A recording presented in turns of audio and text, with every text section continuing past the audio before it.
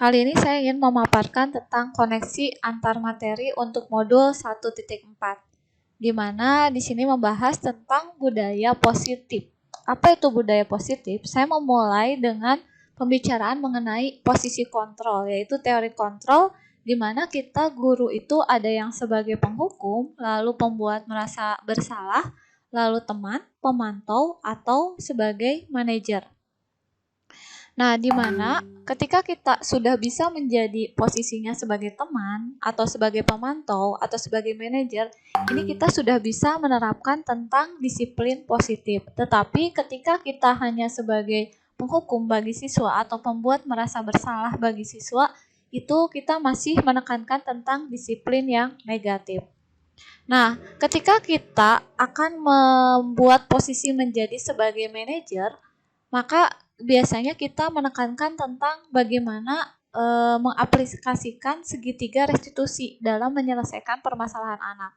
Di mana segitiga restitusi ini ada 3 tahapan yang harus dilalui, yaitu bagaimana kita bisa menstabilkan identitas si anak, lalu memvalidasi tindakan yang salah, sama menanyakan keyakinan si anak. Nah, sebelum kita melaksanakan segitiga restitusi, terlebih dahulu kita mengidentifikasi dulu masalah apa yang ada kepada si anak sehingga anak itu berbuat masalah gitu. Nah, di sini ada 5 kebutuhan dasar. Yang pertama, kebutuhan bertahan hidup. Lalu yang kedua, kebutuhan akan kasih sayang dan rasa diterima. Yang ketiga, tentang penguasaan. Yang keempat, tentang kesenangan. Dan yang kelima, tentang kebebasan. Nah, di sini ketika ada salah satu dari kebutuhan dasar ini tidak terpenuhi, itulah yang membuat anak merasa membuat permasalahan. Nah, maka dengan segitiga restitusi ini diharapkan kita bisa mengidentifikasi permasalahannya dulu, lalu bagaimana kita bisa menstabilkan identitas si anak, memvalidasi tindakan yang salahnya, dan menanyakan keyakinan sehingga kita mendapatkan proses pemecahan permasalahannya.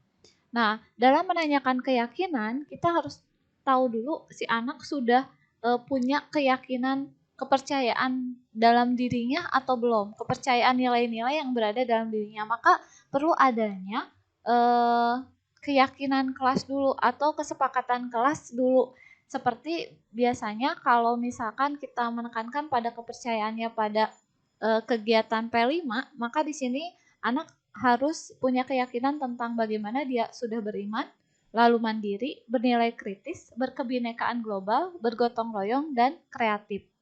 Nah, inilah yang nanti akan ditekankan untuk menanyakan keyakinan anak dalam mencari penyelesaian permasalahan. Nah, lalu di sini dalam budaya positif pun kita mengenal adanya 3 teori motivasi. Yang pertama, bagaimana kita seseorang itu akan melakukan sesuatu jika yang pertama untuk menghindari hukuman atau ketidaknyamanan, lalu yang kedua untuk mendapatkan kenyamanan atau penghargaan, jadi takut dihukum, atau memang pengen dihargai, itu yang membuat orang melakukan motivasi. Dan yang terakhir memang untuk apa yang mereka inginkan dan menghargai diri sendiri dengan nilai-nilai yang mereka percayai. Nah, inilah yang menjadi dasar, menjadi motivasi eksternal. Nah, maka dengan kita melakukan teori kontrol, dengan posisi kita sebagai manajer, diharapkan dengan proses restitusi ini, diharapkan anak-anak itu bisa melakukan sesuatu itu bukan karena hukuman atau bukan karena adanya penghargaan, tapi memang dari dalam dirinya pribadi, berdasarkan nilai apa yang mereka percayai sehingga anak melakukan sesuatu hal. Nah, semua dari teori kontrol, segitiga restitusi, pengidentifikasian masalah, dan bagaimana kita memberikan keyakinan kepada anak sehingga konsep anak itu mempunyai motivasi dari dalam dirinya internal, ini bukan eksternal, motivasi internal, sehingga anak tidak perlu lagi untuk disuruh-suruh atau karena adanya hukuman atau penghargaan, anak melakukan sesuatu yang baik. Itulah yang mungkin menjadi budaya positif, sehingga anak termotivasi dengan sendirinya untuk melakukan hal-hal yang baik. Nah, dari sini pula saya menyimpulkan bahwa dengan kita melakukan semua ini, memahami tentang teori kontrol, segitiga restitusi, motivasi, lalu kebutuhan dasar anak, sama keyakinan, nilai-nilai keyakinan, itulah yang mungkin kita sebagai guru penggerak mempunyai peran bagaimana untuk mewujudkan kepemimpinan murid. Ketika murid sudah punya motivasi dalam dirinya, yang dikarenakan memang keyakinannya melakukan itu karena hal-hal yang baik dan memang menghargai diri sendiri, maka si anak ini diharapkan mempunyai kepemimpinan tersendiri. Anak menjadi kreatif dan sebagainya. Lalu nilai guru penggerak yang diharapkan dari sini kita berpihak kepada siswa. Jadi adanya keberpihakan kita terhadap siswa dengan kita menguasai teori kontrol, restitusi, lalu mampu mengidentifikasi kebutuhan dasar manusia, lalu mampu membuat anak mempunyai motivasi internal. Karena dengan kita mempunyai motivasi internal, si anak mempunyai motivasi internal, itu akan mempunyai efek lebih lama daripada si anak hanya melakukan sesuatu karena hukuman atau karena penghargaan. Nah, sehingga endingnya itu dengan adanya pemahaman tentang budaya positif ini diharapkan kita sebagai guru penggerak bisa mewujudkan kepemimpinan murid, juga bisa mempunyai nilai keberpihakan kepada siswa. Nah, lalu pengalaman apa yang saya dapatkan sebelum saya mengenal teori restitusi ini? Yang pertama, saya pernah mewali kelas yang anak-anaknya jarang masuk, di mana di sini permasalahannya anak memang jarang masuk ke sekolah. Lalu yang kedua, menyelesaikan tugasnya juga kurang, sehingga anak-anak pas waktu kenaikan kelas itu sering banyak anak yang remedial. Lalu memang anak-anak disiplinnya kurang. Nah, data dari wali kelas sebelumnya, itu saya mengetahui bahwa anak-anak ini adalah anak-anak yang troublemaker plus kurang perhatian dari orang tua. Lalu, apa yang saya lakukan dulu sebelum saya mengenal teori restitusi, maka saya melakukan pembimbingan awal di kelas. Nah, ketika pembimbingan awal di kelas, ini saya membuat kesepakatan kelas, di mana saya membuat anak-anak mereka punya mimpi. Lalu saya juga memotivasi mereka dan membuat kesepakatan kelas tentang hukuman dan penghargaan yang akan mereka terima selama proses pembelajaran 1 tahun ke depan. Nah, ini ada bukti foto-foto ini ketika saya pertemuan awal dengan anak-anak yang troublemaker, di mana di sini saya membuat anak-anak mereka untuk membuat mimpi yang dituliskan dalam kertas. Lalu dari sana saya coba memotivasi anak dan setelah itu membuat kesepakatan kelas. Nah, lalu bentuk penghargaan apa yang saya lakukan kepada anak untuk membimbing anak sekolah full gitu ya. Nah, jadi di sini setiap hari Senin saya melakukan foto bersama. Dan foto ini saya share ke grup orang tua. Nah, foto bersama ini anak-anak membawa bolpen, di mana ini sebagai hadiah gitu. Ketika misalkan anak-anak ini 1 minggu masuk terus, saya akan panggil semuanya, dan kalau mereka 1 minggu masuk terus, saya akan panggil, lalu saya akan berikan bolpen dan kita foto bersama. Itu dilakukan setiap hari Senin. Dan foto ini saya share ke grup orang tua sebagai kontrol. Nah, ketika orang tua itu melihat anaknya tidak ada di sini, mereka biasanya mengkonfirmasi, oh berarti anak saya seminggu kemarin ada yang tidak masuknya. Nah, dari sini lumayan banyak anak-anak yang masuk sekolah dari asalnya mungkin sedikit menjadi hampir seluruhnya selalu masuk sekolah. Nah, lalu ada lagi bentuk penghargaan anak-anak ketika pembagian rapot seperti ini. Saya memberikan sertifikat, lalu memberikan hadiah, dan ini bukan karena berdasarkan ranking saja untuk pembagian hadiahnya, yaitu biasanya saya berdasarkan juga tentang kehadirannya 100% selama 6 bulan pembelajaran, atau ada juga sebagai yang terhijrah, terajin dan sebagainya. Jadi tidak hanya kepada panduannya kepada ranking kelas. Nah, lalu ada juga selain penghargaan, selama proses kesepakatan itu saya memberikan hukuman, di mana hukumannya itu biasanya kalau anak tidak masuk sekolah diberikan hukuman untuk mengerjakan 50 soal matematika atau menghafal 50 kosakata dalam bahasa Inggris gitu. Nah, walaupun di sini hukuman soal matematikanya soal-soal yang perhitungan, tapi mereka harus mengerjakannya 50 soal. Nah, lalu selain itu, selain hukuman, penghargaan, pemberian motivasi juga saya lakukan kepada anak-anak ini. Ini contohnya, fotonya. Ini ada anak alumni yang dia sudah menjadi pegawai tetap PT Denso. Dia bercerita tentang bagaimana bekerja di sana, proses rekrutmennya seperti apa, lalu bagaimana perjuangan dia menjadi pegawai tetap di PT Denso, dan apa untungnya, apa kerugiannya, apa enaknya, itu semuanya diungkapkan di sini.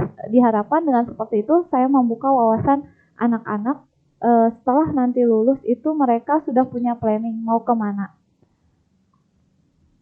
Dan mungkin akan memotivasi anak-anak untuk mau belajar, mau berusaha.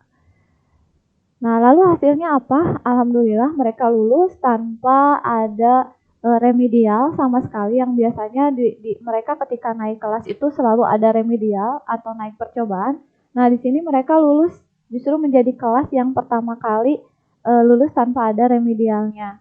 Nah, terus ada hasil yang kedua yang menarik di sini. Saya ditelepon oleh orang tua salah satu anak di kelas ini, di mana si orang tuanya merasa heran gitu. Selama ini anaknya itu tidak pernah bercerita tentang sekolah, dan anaknya itu mungkin masuk salah satu komunitas-komunitas yang kurang baik gitu ya. Nah, ini baru kali itu selama dia sekolah menceritakan tentang sekolah, dan ceritanya itu adalah si anak itu merasa senang gitu bahwa tadi itu saya akan mendapatkan hadiah, tapi saya tidak jadi. Kenapa? Karena saya tidak mendapatkan guru agama, padahal tugasnya sudah selesai. Nah, jadi kebetulan saya memberikan semacam sayembara pada waktu ujian praktek, siapa yang sudah menyelesaikan duluan dengan bukti bahwa mereka sudah dapat tanda tangan dari guru yang diberikan tugasnya, maka dapat hadiah gitu. Nah, di sini dia bercerita tentang sekolah kepada orang tuanya, dan itu kata orang tuanya pertama kali saya mendengarkan beliau anaknya itu bercerita tentang sekolah dengan begitu antusiasnya, begitu senangnya, yang selama ini mungkin dia tidak pernah sama sekali bercerita tentang keadaan yang ada di sekolah. Nah, lalu di sini hasil yang ketiga, setelah mereka lulus, mereka pun masih suka WA saya untuk berdiskusi. Nah, salah satunya mungkin ada KM di kelas ini pernah WA saya untuk saya ingin keluar dari zona nyaman. Bagaimana caranya? Karena selama ini saya bekerja di perusahaan yang perusahaan keluarga, sehingga itu terlalu enak menurut dia. Nah, itu jadi ada beberapa hasil yang selain mereka lulus, ada anak yang antusias gitu akhirnya untuk bersekolah, dan yang terakhir itu ada anak yang selalu berdiskusi walaupun dia sudah lulus dari sekolah. Nah, selain itu saya juga punya pengalaman merestitusi tentang anak yang kehilangan sosok ibunya. Sebetulnya itu masih ada di kelas yang tadi, di mana si anak ini ibunya pergi sejak kecil, sehingga dia itu diurus oleh neneknya dan ayahnya, tapi ayahnya pun tidak satu rumah, sehingga dia selalu terlambat datang ke sekolah atau jarang masuk sekolah, itu untuk melampiaskan kekesalannya karena dia tidak mendapatkan kasih sayang dari orang tuanya. Dan saya coba merestitusi si anak ini, dan alhamdulillah akhirnya dia mau sekolah gitu ya, setelah saya memberikan pandangan-pandangan. Lalu pernah juga selain ada anak yang kehilangan sosok ibunya, ada anak yang orang tuanya terlalu sibuk dengan pekerjaannya sehingga dia tidak punya waktu untuk saling berdiskusi dengan anaknya. Itu pun saya mencoba merestitusi dan akhirnya anak ini alhamdulillah bisa masuk sekolah gitu. Dan itu saya coba lakukan sebelum saya paham tentang teori restitusi ini. Mungkin dulu saya mencoba untuk mengidentifikasi masalahnya, lalu memberikan pandangan dan sebagainya. Tidak mengikuti urutan restitusi, tapi efeknya sama dengan teori restitusi ini. Nah, lalu pengalaman setelah saya mengenal teori restitusi, ini apa efeknya terhadap saya?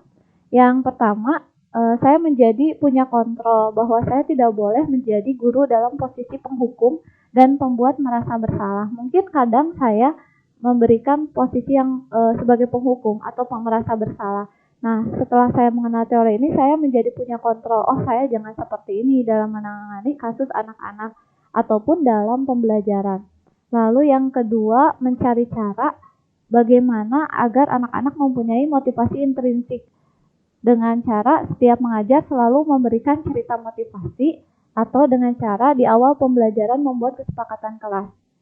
Dan setelah itu lebih memandang anak dengan berbagai sisi gitu. Ketika anak melakukan kesalahan, saya mencoba mengidentifikasi kebutuhan dasar apa yang belum dia penuhi sehingga dia melakukan kesalahan seperti itu. Sehingga saya tidak menjudge anak salah, tetapi melihat anak apa sih yang membuat anak melakukan hal seperti itu. Nah, lalu planning kedepannya setelah saya melakukan teori restitusi ini, yang pertama untuk di pembelajaran saya akan membuat kesepakatan kelas di awal semester. Jadi mengulang kesepakatan kelasnya dan mungkin kalau dulu kesepakatan kelasnya itu adalah hukuman dan penghargaan, mungkin sekarang lebih menggiring bagaimana anak meyakini tentang keyakinan kelas yang mereka miliki. Lalu yang kedua, mencoba sebagai pemantau untuk kelas besar di mana anak-anak yang melanggar dan mentaati diingatkan dengan kesepakatan awal, lalu setiap pembelajaran memberikan motivasi agar timbul motivasi intrinsik dari anak. Nah, ini saya menyediakan di sini cerita sebelum mengajar, di mana ini saya mendownload semua cerita-cerita bagus di internet sehingga sebelum mengajar ini akan saya bacakan ke anak-anak untuk mencoba mengambil hikmah dari ceritanya sehingga anak-anak diharapkan mempunyai motivasi intrinsik. Dan saya juga ingin mencoba sebagai manajer untuk anak-anak yang saya tangani untuk anak-anak yang mempunyai masalah khusus atau masalah berat. Saya ingin mencoba untuk menangani masalah-masalah dengan menggunakan segitiga restitusi untuk anak-anak tertentu. Itu mungkin rencana kedepannya untuk pembelajaran di kelas. Lalu untuk sekolah, rencana kedepannya saya ingin berdiskusi dengan teman sejawat. Mungkin ini di sela-sela ngobrol santai, tidak secara khusus. Saya mencoba dengan teman-teman terdekat dulu untuk menekankan tentang teori kontrol ini seperti apa. Lalu berdiskusi dengan tim kesiswaan, bagaimana mungkin menciptakan disiplin positif, apakah bisa memungkinkan untuk segera dimulai melaksanakan disiplin positif. Dan karena di kesiswaan itu ada yang namanya gerakan 7 harkat, dimungkinkan tidak untuk gerakan disiplin positif ini dimasukkan ke dalam gerakan 7 harkat ini. Nah, lalu saya pun untuk sekolah ingin mengadakan seminar tentang disiplin positif ini. Kebetulan di sekolah ada satu lagi GP yang ada di sekolah, kita bisa berkolaborasi untuk membuat seminar, istilahnya memberikan pengetahuan kepada guru tentang teori kontrol, restitusi, dan disiplin positif. Sehingga yang melaksanakan restitusi atau disiplin positif ini tidak hanya saya, tapi mungkin bisa menyebar ke yang lainnya. Itulah planning saya, pengalaman, dan pemahaman saya tentang disiplin positif.